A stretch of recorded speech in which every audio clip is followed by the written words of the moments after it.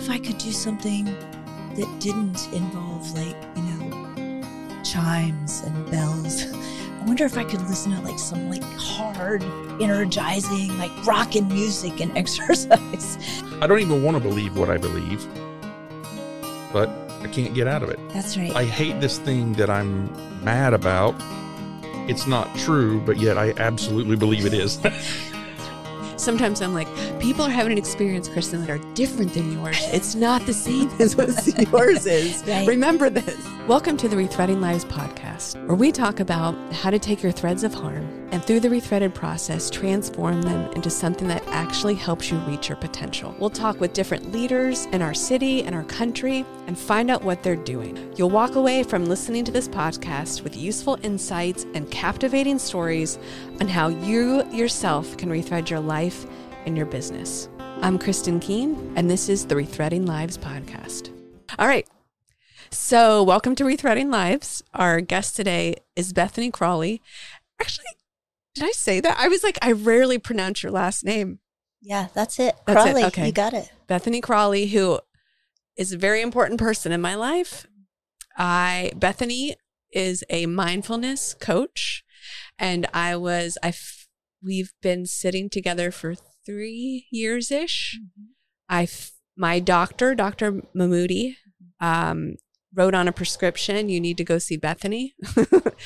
I was struggling with anxiety and sleeping and kind of life. And so she sent me to Bethany. And I've been going to see Bethany for 3 years. And she has taught me so much about my body, my mind and body connection, trauma, and it's made a huge impact on my life. So now I tell everyone about Bethany. And I want, maybe today, can you just start with a little bit about your background? Because it's very untraditional, your background. No one would guess how this has come about. Yeah. So I'm a lawyer. I'm trained as a lawyer. See? I was like, no one would guess you're a lawyer. I was a commercial litigator for about 17 years, working a lot in reinsurance, complex commercial litigation. An incredibly miserable way to make a living. It was very stressful. And as soon as I started practicing law when I was, I guess, in 1997, I also started practicing yoga. Pretty soon after I started practicing yoga, I started practicing meditation with a lot of zeal and benefit. And then pretty soon I was teaching yoga and teaching meditation, and that sort of organically moved into teaching mindfulness. Now I work in healthcare with providers, doctors, nurses, medical residents, psychologists, teaching mindfulness, and also working with people who have endured and survived childhood trauma and other kinds of trauma, as well as veterans and first responders. So maybe you can give us a little background about what is mindfulness? It's a very big word now that everyone's been talking about. Yeah. Jason, you can interject any questions you have as well, but kind of give an overview. Because sometimes even when people ask me, I struggle with putting all my words together to explain it. Yeah. I think it's a good place to start. So when I'm thinking about mindfulness, I'm thinking about a set of practices. And mindfulness has always been training the resource of our attention, right? So a mindful attention is having attention in the same place as your body. So your body is always captive in the present moment. It can't get any other place, right? Your arms aren't long enough to reach 5 minutes from now. You can't reach with your body back 5 minutes ago. And so for me, a mindfulness practice is really practicing the kind of awareness to see where your attention is and then to self-direct, to redirect it, to bring it back into your body so that your attention is in the same place as the present moment experience of your body. So a mindful attention is delivering you into the experience of your present moment life. And it takes a lot to get there. It takes a lot of practice to get there. So I have a direct question because I've been thinking about this because I have a question. we were working with one of our employees who struggles with anxiety. And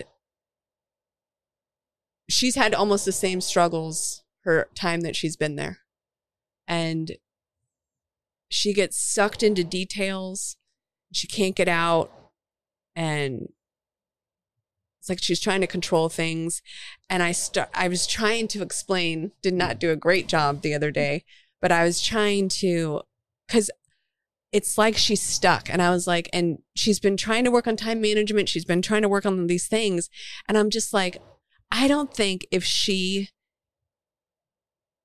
heals internally, she's going to be able to move and get out of how she currently operates in life.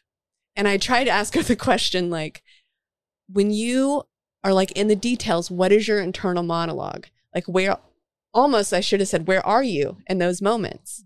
Like, is her anxiety, is like, she could be present in her job, working her job, but really her mind is flipping out with anxiety about the future. So she's spending time on this and she's really not there. Right. Yeah. But probably because she's experiencing the actual catastrophe she's imagining. Yes, you're both right on. So let's take it apart a little bit. Okay. So if you think about attention just as a resource, your attention in neuroscience is called load theory. We're using 100% of our attention all of the time. We can't split and divide that 100% of attention. So we can't give 50% to doing my job and 50% to catastrophizing. We might go 100% catastrophizing and then 100% back to the page, 100% to catastrophizing, 100% back to the page, right? There is no split or divided attention. What you're describing, Kristin, is what we call presenteeism, right? Where my body shows up at work and I kind of go through the motions of my job, but my attention is someplace else. My attention is attending to the future, perhaps, attending to rehearsing the most awful imagined outcome so that I can prepare for it when it finally arrives.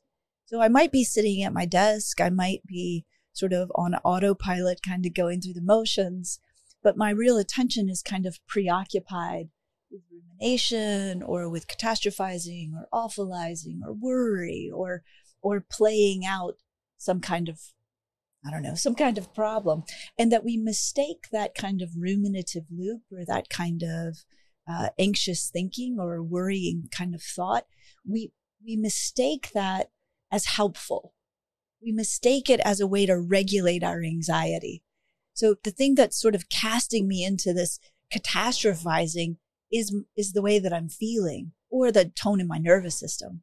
I don't feel safe, or I don't feel comfortable, or I don't feel worthwhile, or I'm having feelings and I don't feel confident or safe.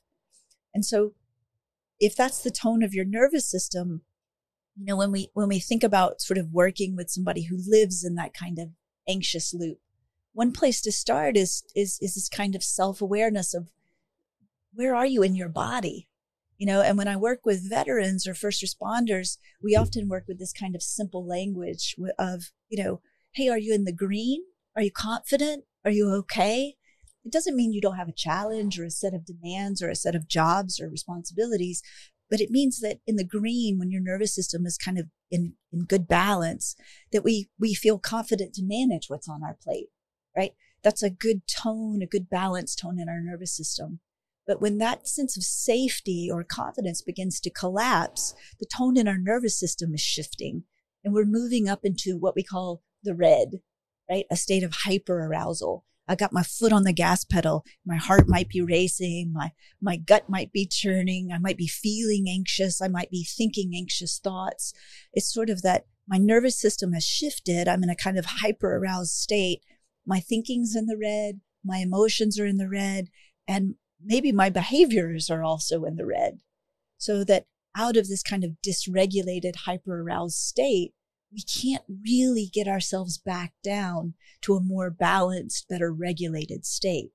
And you're right. You're right. I mean, if we spend a lot of time there, I mean, it's human to visit that place, right? It's human for us sometimes to be in that place over periods of time. But if we don't know how to regulate ourselves and we don't have the awareness to see, oh, I'm dysregulated. Oh, I'm spending a lot of time sort of reaching forward into the future, thinking that if I can solve that future problem, I'm going to feel better right now. Actually, when we're doing this, we're feeding this kind of future catastrophizing, which is, of course, making us feel much worse now, much less confident now, much more overwhelmed now, that we're powerless over right now and the future. And so this is very stressful. It's a very stressful place to get caught. So, when I'm working with veterans or first responders, we're trying to sort of teach people, okay, get your attention into your body, this kind of mindful attention, and check in with yourself. Are you in the red? Are you up in that kind of hyper-aroused, dysregulated state? If you are, pause and take this attention, unhook it from that catastrophizing content and get it back into your body. Use that attention to regulate your nervous system, which is not rocket science. It's just really hard to do when we're up in that red zone and that hyper-aroused state, to give my attention and my intention to calming my nervous system down, to coming back to a present moment where I could ask a simple question. Am I okay right now? Am I safe right now? Could I get into a present moment where I could see, I don't need to be lost in this anxiety right now. Right now, everything's okay. It's hard for us to do that. And mostly nobody's taught us how to do it. Yeah. So that is why her attention is single focus, details, and things take longer than they should because her focus is on that. And then it becomes reality, because then when she comes back to the present, she actually is in a crisis. That's right. Because now she's so far behind because I was dealing with next year's problems or whatever, that now what could have been handled today has not been handled. And now it actually is a real problem in real life. That's right. And I think also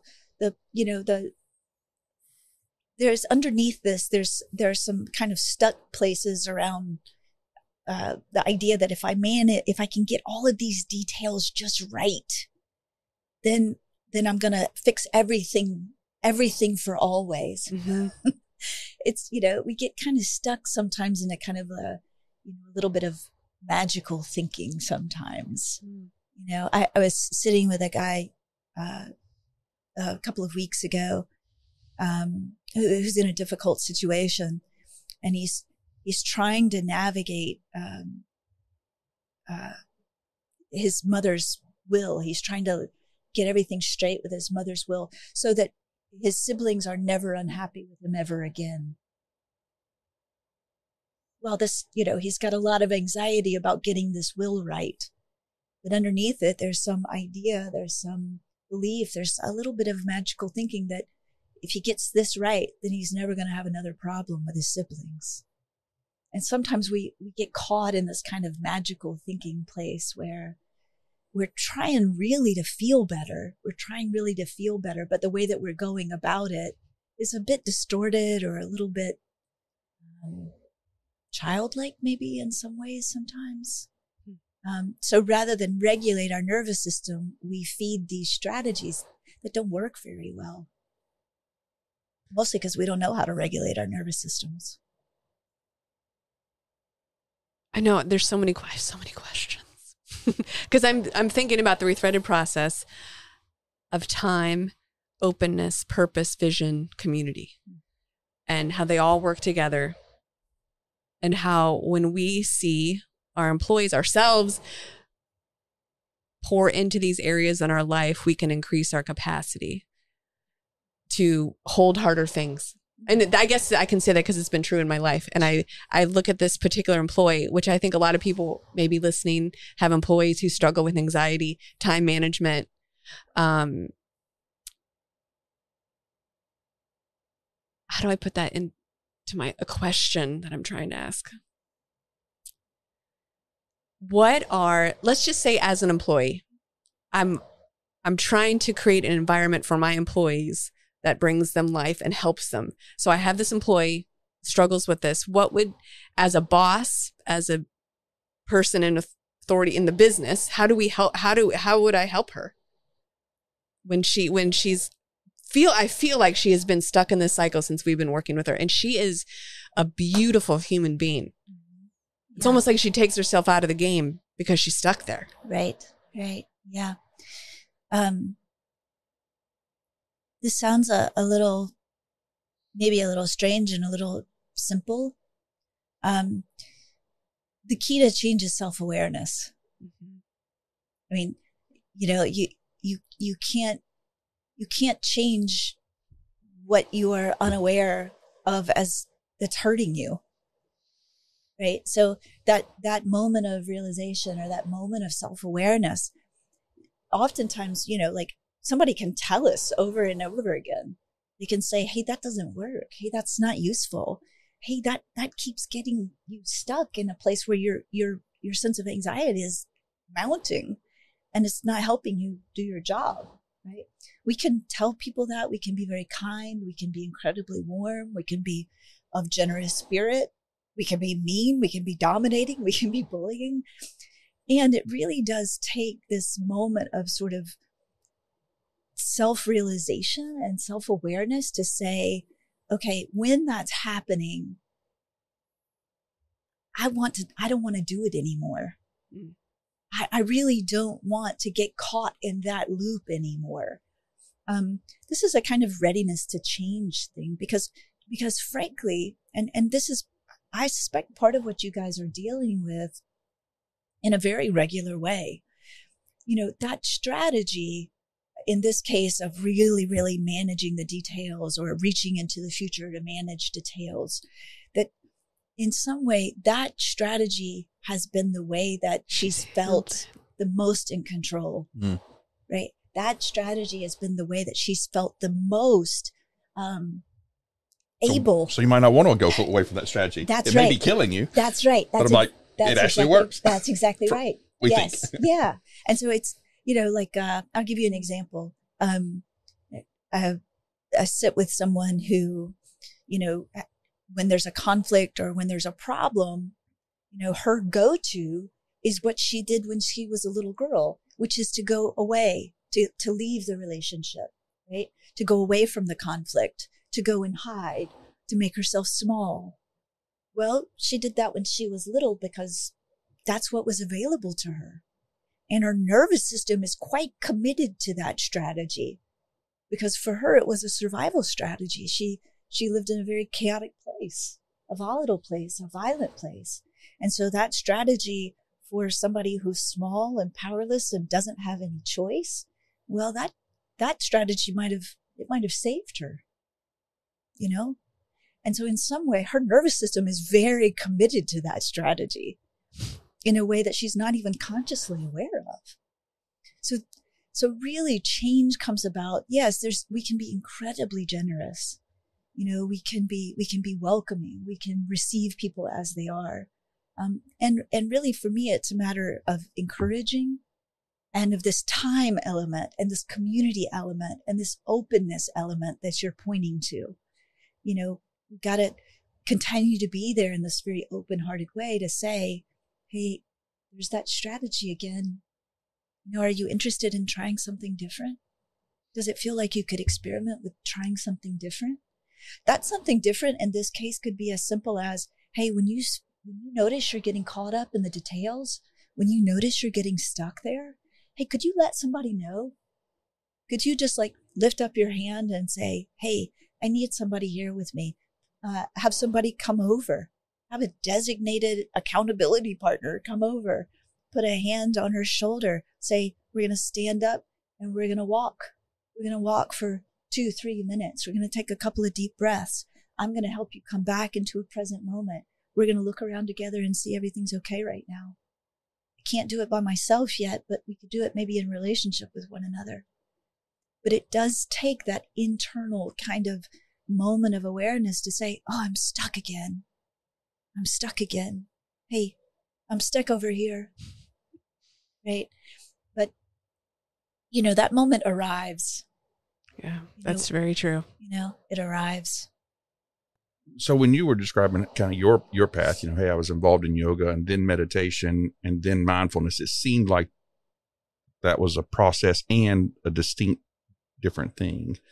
So what's the difference between mindfulness and meditation? Yeah, so they're often used synonymously, because meditation is a way to train attention, right? So I could stand up and pay attention to my feet. I could stand and take a few steps and really feel where my footsteps forward and my weight transitions, right? Or I could stand and listen, or stand and breathe. Underneath all of that would be attention. That underneath it is this capacity to bring attention down to my feet, or into the shifting of my weight, or into the receiving of sound, or into the receiving of visual information. There's attention underneath all of that. So, historically, we sit or we stand and we just focus on just one objective to train attention to. And what happens is when we bring attention into the same place as our body, there's experience waiting on us there. For most people, that's a little bit of a news flash, right? We haven't, so much of our attention is really trained into thinking. We spend a lot of time, sort of with the flashlight of our attention. This is language from a neuroscientist named Dr. Amishit Jha, and she talks about sort of your flashlight attention. You have different subsystems in your attention, and this kind of flashlight attention, we can direct. It's trainable. We can direct and redirect it. So mostly we have this kind of flashlight trained up into thinking land, thinking land, thinking land, thinking land. We very rarely sort of take this flashlight of our attention and redirect it, shift it, move it into our experiencing body. So mindfulness as a state is an experiencing state. Maybe breath, maybe sound, maybe what I can see, maybe what I can feel. And so meditation is the place where we train ourselves to do that. And I think of, we can meditate in a formal way, or we could just in an informal way have this moment of self-realization, just ask, where is my attention?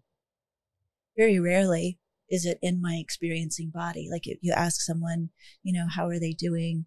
They don't generally say, my shirt is just a little bit itchy on my back. They mostly tell you what they're thinking about, right? What they've got to do. So attention in your body, and then meditation is just a way for us to train. Mindfulness is a state. It's an experiential state where our attention is in the same place as our experiencing body, and we have awareness. Seems to me that people sometimes use yoga or meditation as a momentary, it's a thing to do, right? Whereas mindfulness is a state of being. I think that's right. And of course, we've got to practice entering into that state, which is, yoga might be great for that. That might be the way that we put enough on somebody's plate to have them have to pay attention to what's going on with their body right now. They've kind of got to enter into that experiential state, or they're going to fall over, right? Tai Chi or, martial arts. There are a lot of these sort of Eastern disciplines where we're training attention into a present moment fluid experience through a somatic and embodied kind of experience. You're not training to a different state. You're just training into the experience. In classic meditation, maybe I'm experiencing breath. But again, it's training to an experiential state. Which is something that Bethany taught me, is like, especially at the beginning when I was first doing this, when my anxiety would feel out of control, she'd be like, go and do really hard exercise, because it's very effective for me. Right. And exercise to the point where all you can think about is the exercise you're doing in the moment, to get me out of my head, to get me out of all this anxiety, to make me fully present. So I feel like so much of it is, and I'm going back to our ladies, our employees sometimes, is and that became a tool. And it made, first of all, it made sense on why I love exercise so much. And then the second was,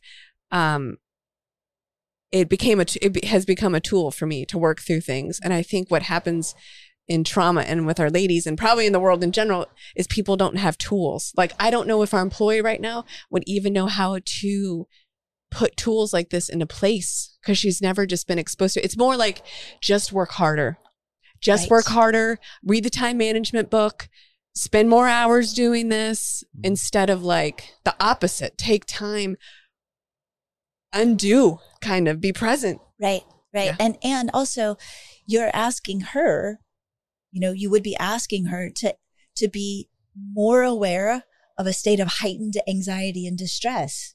This strategy is to distance her from the stress and from anxiety. the distress and the anxiety. It is to make her feel like she has a way to regulate that, to make it go away. It's actually feeding it, right? So in some way, in mindfulness, we're asking people to sort of move towards the anxiety initially, particularly when we're working with trauma.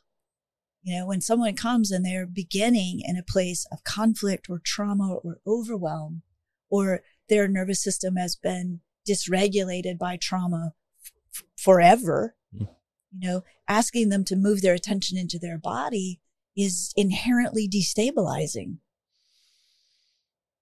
They're full of pain. They're full of suffering, right? And so often, you were encouraged to exercise in this vigorous way. Other people, I'll say, hey, I need you to do 10 jumping jacks. I need you to count backwards and then pat yourself down vigorously as a way to break that neural loop that just is holding you in this suffering. If just for a second, just for a moment, we break that loop and open up a tiny bit of space where you're here. And that space might be entirely fleeting, but we've at least opened up a sort of new circuit that says, oh, for a moment, there could be something other than that loop. But it takes a while to sort of open up the space for somebody to experiment with that, because they're very committed to these strategies otherwise. Well, I think that brings the openness in. Yeah, that's exactly what I was thinking. Openness is one of the things. Is one of the ingredients. Willingness to see your thread. Mm-hmm. Right. Mm-hmm. And sit with it is time. Yeah. Right. And so it takes healing sometimes to get to a place to have enough capacity to heal. I think that's right. And the thing that you're pointing to, I think one of the things you're pointing to more than this one certainly is that I've actually got to be in reality. I've got to be in a place that's actually safe in reality. So even if my nervous system can't include that information of safety, even if I can't include it, I need to be able to sort of pause and then look around me and actually not be in a situation that's dangerous, that's threatening. I've got to have the reality to lean into a safety that could hold me if I could include it. Mm-hmm. So I think that, one of the things you guys are opening is the potential for more safety than maybe your folks have lived in, right? Maybe forever or maybe for a long while. That there is that opening. And maybe you're not naming it. Hey, you're safe here. But naming it could help. Hey, you're safe here. Even when you don't feel safe here. Even when you feel anything but safe here. In reality, we're here. Our arms are open and it's safe here. This is something like from a nervous system point of view, your nervous system is very preoccupied, very at a deep level of your unconsciousness of whether you're safe or not. That's the platform that we have to stand on to experiment with change. It's very hard to ask somebody to change when they're in danger. We don't have the resources to growing, to learning, to trying something new, to experimenting, unless in reality there's some safety. Mm-hmm. I mean, I've learned so much at Rethreaded about trauma. I think it's our public health crisis is untreated trauma. And what probably the biggest thing I've learned, I struggle with time the most out of all the aspects because I'm in a hurry. Because I can look at a person and see their potential, but I want them to be there in like 2 weeks. And I feel like what we've learned, and especially having our Gloria on staff, is like now we don't even offer women counseling for the first 6 months. 90 days usually. 90 days, just because it doesn't even work yet. Like, and sometimes it takes women 2 years to even start to enter in because they got to get through all this other stuff. And like we were talking about we went on a tour of an apartment. Bestcore offers this amazing mixed income housing. It's beautiful. It's safe. I mean, it's all these things. And like our women, it will take them years to get ready to go live in this safe place. So it's like this, we talk a lot about this. Why don't our women feel safe? It's safe here, but it takes time to heal and find it, trust it, and to change. So you can go live in an apartment. That's right. Yeah. And the other thing about it is understand if I haven't been safe, if I've lived in surviving a very dangerous situation always, literally it's crazy adoptive for me to not receive safety, right? It's better for me to be constantly mobilized. It's better for me to be vigilant. It's better for me to be on guard because when this finally falls out from under me, I'm more prepared there. And that in your nervous system is it's a commitment to survival. It's a kind of intelligence in a nervous system that's lived in a dangerous situation, right? And so, what I think is, I think about this 10 years. I've taught yoga for 20 years. And so for 20 years, I practiced down-regulating my nervous system that carried extensive trauma. There was a reason I needed 20 years to down-regulate my nervous system. And then one day, about, a number of years back, I was like, I wonder if I could do something that didn't involve chimes and bells. I wonder if I could listen to some hard, energizing, rockin' music and exercise. It just took me a long time to be able to tolerate stimulus, noise and sound and rhythm and drums. It just took me a while to be able to tolerate that. So I think in some way you're always working, not just with a person or a set of potentials, you're always working with a nervous system that maybe doesn't have that many dials, it doesn't have that many channels on the dial yet. Yeah, because when I think about that, my dial is let's go 150 miles per hour. Right. On everything. Right.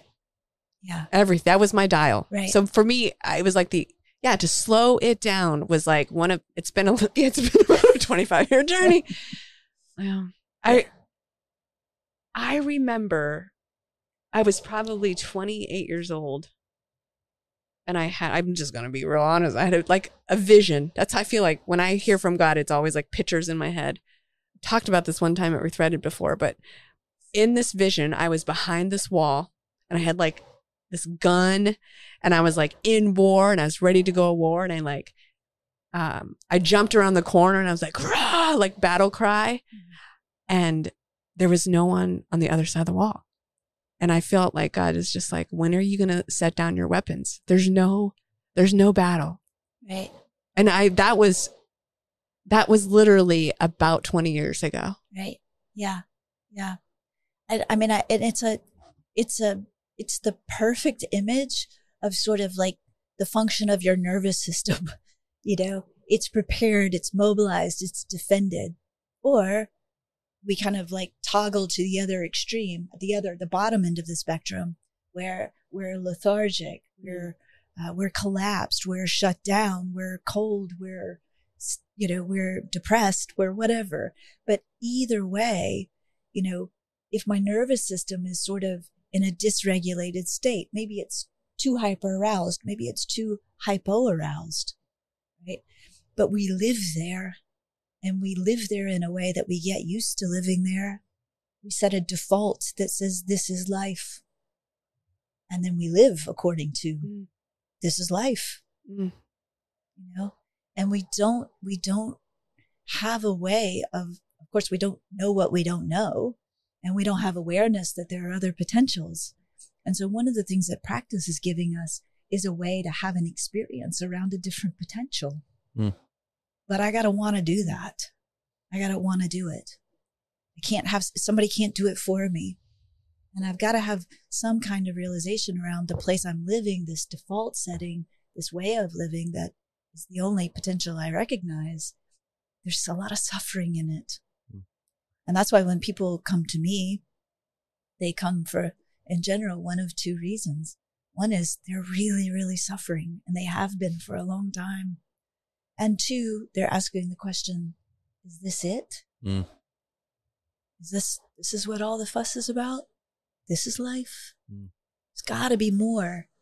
And I think for me, that's the aspect of this kind of call of heart that keeps saying, there's more than this. There's more than suffering. There's more than this. Sorry, and you're just kind of like putting words into like what we do at Rethreaded. It is, and this is what I long for like the police force, for businesses in general, is to create a space that disrupts a person's normal. Right. I love that. Like what is normal for you does not have to be that way. Right. Like our employee does not have to live in that much anxiety and fear, because we can create a work environment that at least points her to more. Yes. Right? Yeah, I think that's right. And I do also think that like that as a mission or that as an aim, if I don't know that there is more than suffering, and I haven't experienced any system where there is a potential for more than suffering. We don't have systems that reflect that potential. We don't have systems that are aimed towards that potential. And I think in some way we're talking about building a system around healing. We're building a system around the different potentials. And I think you got to be really, really thoughtful. You got to really put some time into experimenting, configuring. What does that system look like? How does it work? It doesn't work the same for everybody, but what are its building blocks? I mean, this is a beautiful vision around experimenting with some potential building blocks for a system that is aimed towards potential and healing. But I don't think that we have that many systems that are aimed in that direction. I agree. We talk a lot about that. Yep. It's the aim is profit. It's almost like survival. Right. How much can we get done in the shortest amount of time?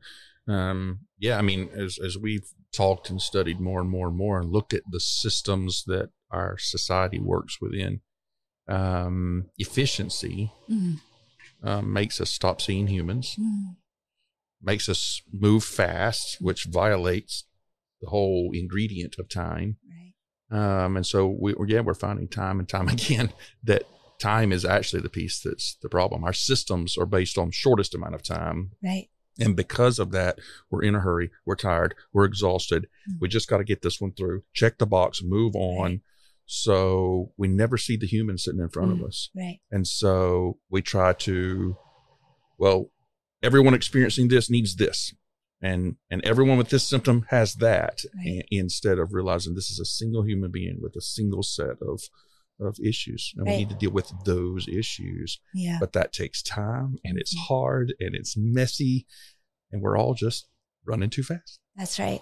And one of the things that I think you're pointing to, this time element, it's such a bind. Particularly if you're a business, right? Because I think in some way, thinking about a system that promotes healing, we have to be in relationship with one another to heal, and then we've got to have the time to heal. But if I'm a business, the basis for our relating to one another is generally whatever the business objective is. It's not the healing of the person, the healing of the trauma, the healing of the soul, the healing of the way we relate to one another.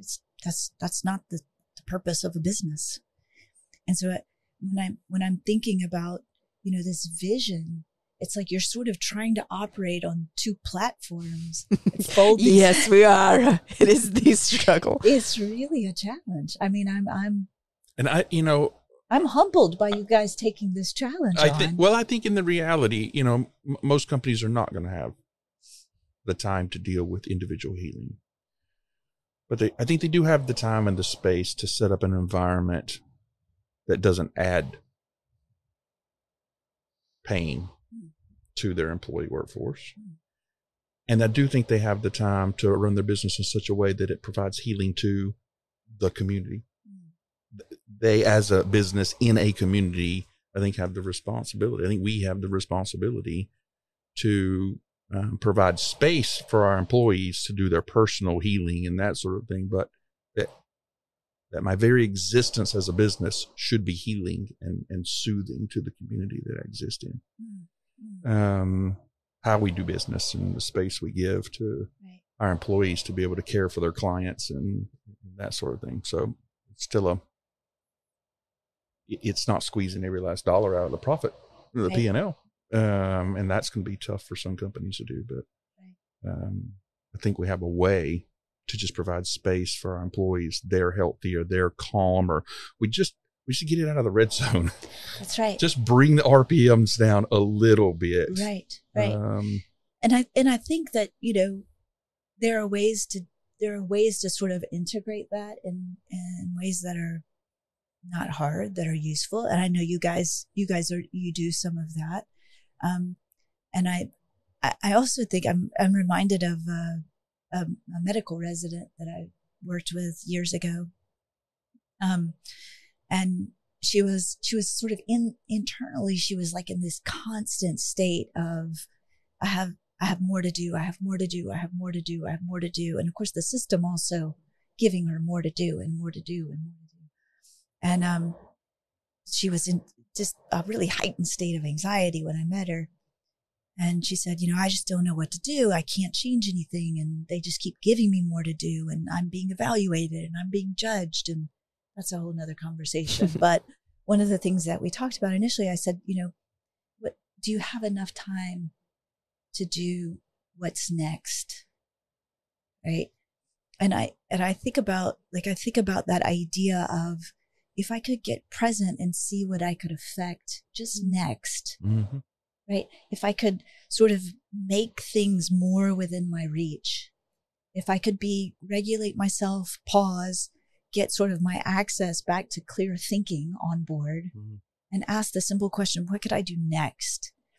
I wonder how much time we would end up having, right? Rather than I'm always trying to get to the next thing. I'm reaching past what's right here and trying to get the next thing. And it's just like a formula where it's inherently stressful, but maybe also not terribly efficient or productive. Well, because you're always on the hamster wheel. That's right. You're always on the hamster wheel. And we've done some time management training there where we've talked to folks about, mapping out what they need to get done, but then also to plan margin, plan the white space. Right. And then plan what's not going to get done. Right. Because your to-do list never gets finished. Right. You never finish a to-do list. Yeah. But I can decide what will and what will not get done today. Right. And I can end my day with a win, even if the to-do list isn't finished. Yeah. And I think of like potentizing that in some way to say, if you could get your attention now and just say, and now this is what is here. Right. So even the list towards the end of the day is a reach, right? But that would require me to sort of wheel in my attention and then direct my intention and aim, effort, behavior, right? But what you're talking about in some way, like this place where of hurry, of busy, of push, it's like chronically dysregulating. It's very stressful. I always think about if you said to me, Bethany, everything that you have to do this week, it needs already to be done now. You could say, here's a glass of water. I'd like for you to take a drink. I'd like for you to have a sip. Or you could say, here's an ocean. I'd like for you to drink it now. Mostly we're drinking an ocean every day because it's not the thing that we're doing now. It's everything we've got to do. And that's, we can't manage that. And so, yeah, we could time manage like in increments, or we could time manage in increments of now. And that's why maybe I'm going back to this employee, is I was like, it doesn't matter what time management system you have right now, because you're so dysregulated, right? That it doesn't, you have to heal so you can be here now. I think that's right. And also, you know, to begin to cultivate enough awareness to say, I'm not here now. You know, it could be that simple. I'm just not here now. I asked her that. I was like, I want you to think about what you're thinking about when you're doing your stuff. And what did she say? I've never had a manager ask me about what I'm thinking while I'm doing something.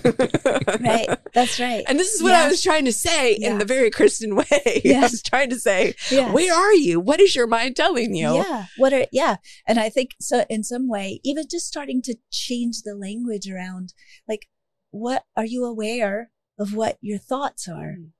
You know, like helping somebody to organize something that's very disorganized. Yeah. Right. There's awareness, and there's your thought, and there's you paying attention, and awareness is watching that. Right. But mostly we don't know that, because we are the thought. We are the thought. We are the thought. And that's moving from a dysregulated place and a set of dysregulated thoughts. And I'm kind of stuck there. Right. So in some way, starting to organize just, hey, in awareness, is your attention here? Where's your thought? Where's your effort? Where's your energy? And organizing like, and now I can manage this. Because that's in anxiety, you're managing this. That's right. In present, you're managing your life in front of you. That's right. What you can touch now, what you can affect now. You know, like I can't make a phone call now that I'm really scheduled to make in 4 days. I could think about that phone call. I could rehearse the conversation I'm going to have on that phone call. I could imagine what the other person is going to say on that phone call. And then I can like I can spend a lot of time doing that while I don't do what's here now. And I can be completely unaware that that's not helping me. Yeah. I, in my journey in the past 3 years or whatever, practicing this, it's awesome now, because I can get to a point sometimes where I will, it's a weird experience for me. I will suddenly feel like I'm kind of like outside my body, watching myself have these thoughts. And I'm like, and now I can say almost like, this isn't true. Right. This isn't true. I can have control, and I can move through this. Right. And just kind of move and not get stuck there. That's right.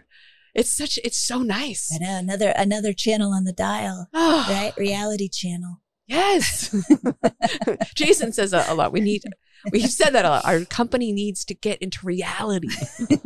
Yeah, reality is actually kind of hard to locate, though, particularly when you have a nervous system that's preoccupied with trying to manage, potential disasters all the time, But I also think like this thing you're naming, if I have an awareness that that's a thought, that I have awareness that's a thought and it's not real.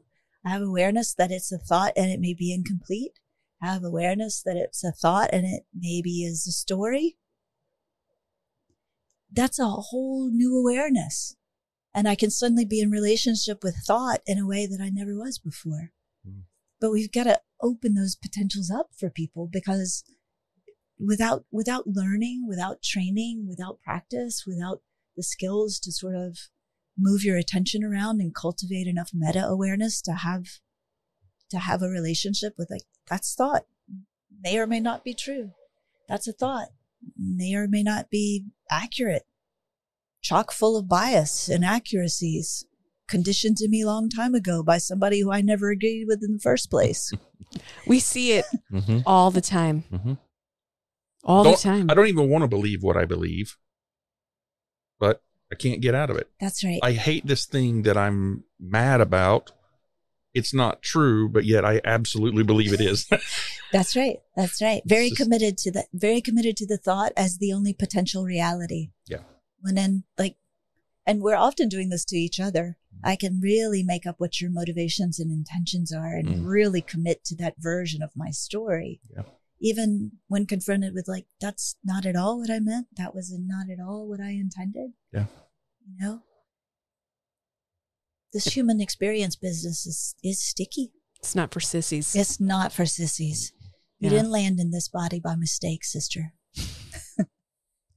So if there was whoever's listening and they want to learn more about mindfulness and how to put into their life, how to put in their organization, like, what do you recommend? Is there books? Is there podcasts?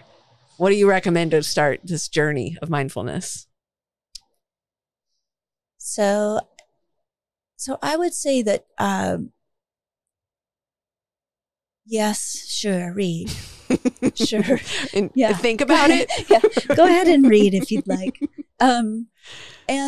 And maybe find a teacher, maybe find somebody to teach you how to do this. For me, mindfulness is best taught in relationship with somebody else. Makes so much sense. In the way that you learn anything else, you don't learn to read on your own. You don't learn to do math on your own. You might study and practice on your own, but somebody taught you in the first place, right? It's a skill set.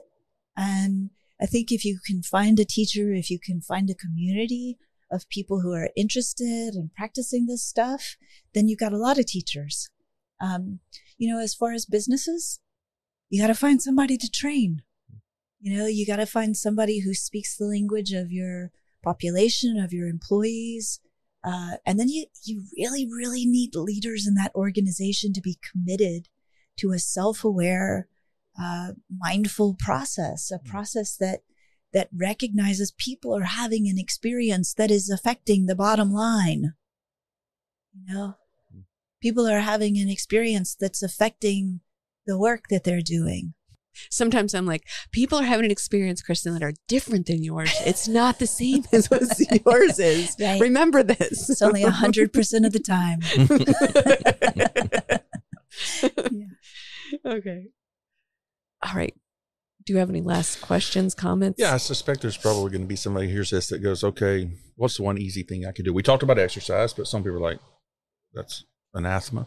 I think a lot of people think, well, I'm just going to go home and rest, and rest is somehow. And so now I'm on TV or I'm on Facebook and I'm not doing anything, but I'm also not mindful because my brain is still not here. I'm reading it.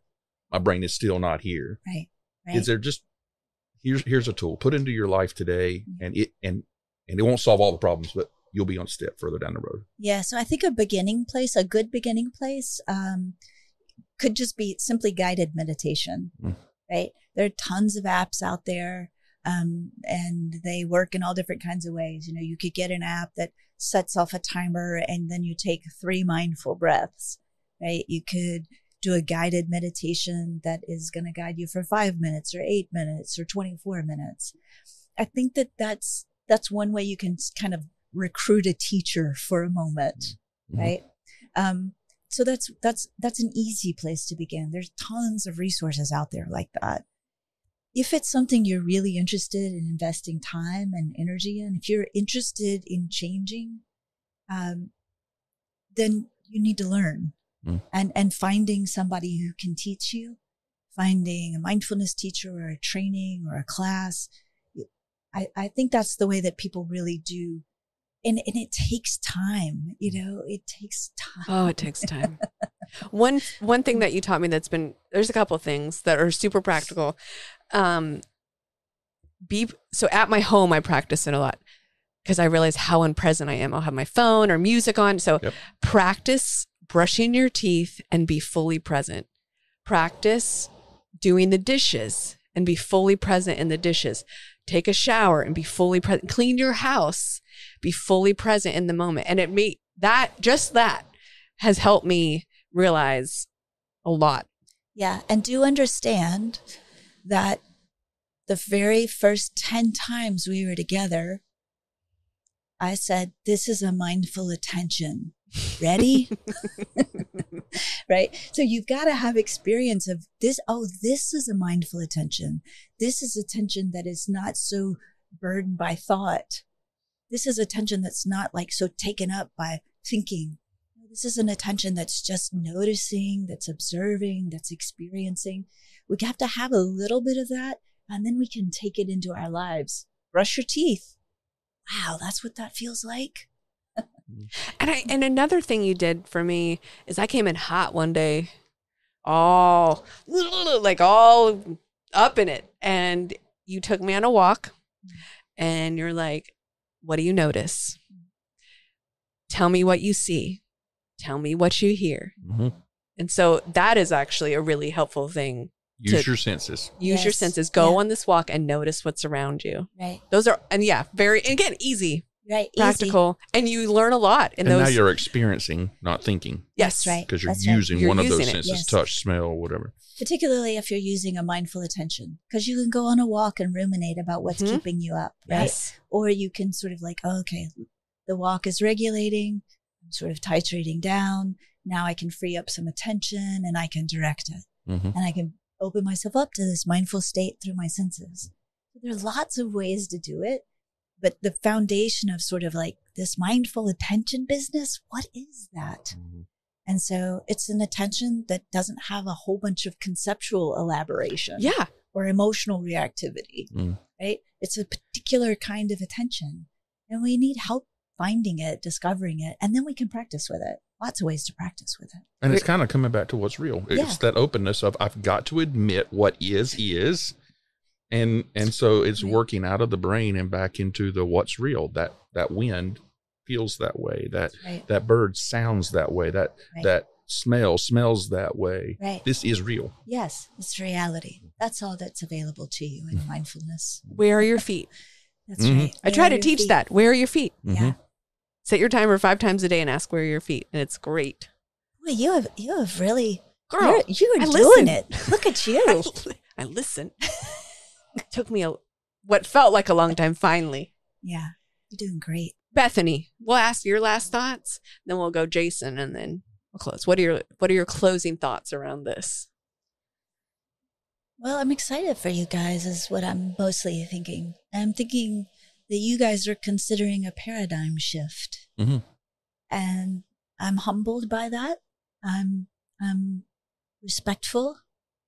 I'm encouraged. And I'm also grateful. Thank you for thinking about these things and trying to put things into place that are novel and new and aimed at healing. Mm-hmm. I mean, we've seen some real healing happen. And so as we started talking with our team and talking with the clinicians and talking with our program staff, and then as Kristin's continue those conversations with other companies and stuff, we're seeing, one, there's a need, and two, there's a process. It will work. It will work if you put these things in, because our ladies are experiencing that with these ingredients, they can find healing. And what we're also seeing is even a person who doesn't believe they need healing is able to find their greatest potential in this same thing, the same ingredients, depending on, regardless of where your starting point is, you can find greater potential. But I think one of the powerful things that you said, I think a few times, was intentionality. We keep seeing that I have to kind of do this on purpose. My default setting is probably not going to take me. Right. I have to choose, one, to learn it, but then two, I actually have to wake up every day and do it. Right. Yeah. And I just want to say thank you so much for teaching me so much and helping me have space to hold it all, like the good, the hard, but also like the love and the joy and being able to live life differently, but then how that I then get to translate that to other people. And it's so good. And I love it. And I feel so excited about what I get to do now, what I get to give back. So thank you for being part of this and teaching me so much about how to hold love. That was I asked you for. You asked me, why do you want to do this? And I was like, because I want to learn how to give and receive love, right, which will be my journey forever. But thank you. Very beautiful to witness, truly. Bethany is available for coaching. Are you available for coaching? Sometimes. I know. I was like, Bethany is in high demand. So Bethany, what's the best way to reach you if someone's interested? So the easiest way is probably just to email me. Bethany Crawley at iCloud.com. Okay. Yeah. And is there another resource also that is there like a teacher's website with many mindfulness teachers? No. Well, you could Google it. Okay. We'll email you if you're full, Bethany. Okay. Yeah. Just look. Just look. One will appear, I'm sure. Okay.